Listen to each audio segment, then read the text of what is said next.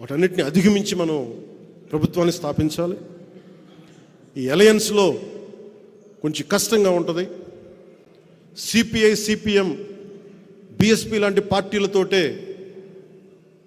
సీట్లు సర్దుబాటు జరిగినప్పుడు చాలా కష్టంగా ఉంటుంది వాళ్ళతోటి కూడా. అలాంటిది వెంటనే ఇంకా సీట్లు నిర్ణయించలేదు. ఏదంటే ఏమేసినా జనసేన చాలా బలమైన పాదముద్ర వేస్తుంది అసెంబ్లీలో. దాంట్లో భాగంగానే ప్రతి సీటు కూడా గెలిచే సీట్ అవ్వాలి.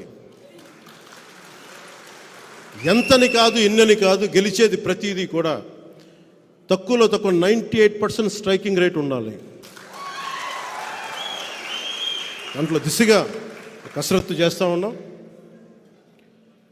అందుకని మీ అందరి ఆశీస్సులు కావాలి, మీ అందరి అభిమానం కావాలి, మీ అందరి పార్టిసిపేషన్ కావాలి. దీంట్లో మేమందరం ఉండి రాష్ట్రాన్ని రక్షించుకుందాం.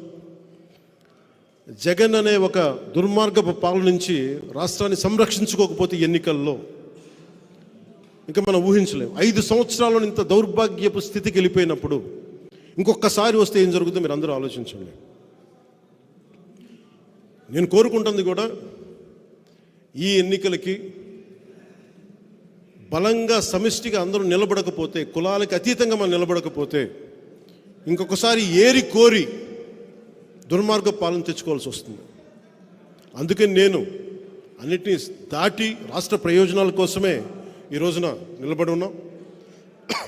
ఆ దిశగానే ఎలాంటి నాయకులు వచ్చినా కానీ అందరిని ఒకటే కోరుకుంటాం, ఈ ఎన్నికలకి మద్దతుగా నిలబడండి, కలిసి ప్రయాణం చేద్దాం. భవిష్యత్తులో అందరం కలిసి రాష్ట్రాన్ని నిర్మించుకుందాం. దీంట్లో భాగంగా పడ్డ ప్రతి కష్టానికి గుర్తింపు వచ్చేలాగా, అందరికీ పదవులు వచ్చేలాగా, అది చిన్నపాటి ఒక వార్డు మెంబర్ స్థాయి నుంచి రాజ్యసభ దాకా అందరికీ దాన్ని దృష్టిలో పెట్టుకొని దాన్ని ముందుకు తీసుకెళ్తాం. ఎవరిని మర్చిపోం, ఎవరిని వదలం. అందుకని దీన్ని దృష్టిలో పెట్టుకుని అందరూ మీ ఆశీస్సులు కావాలి మనస్ఫూర్తిగా కోరుకుంటూ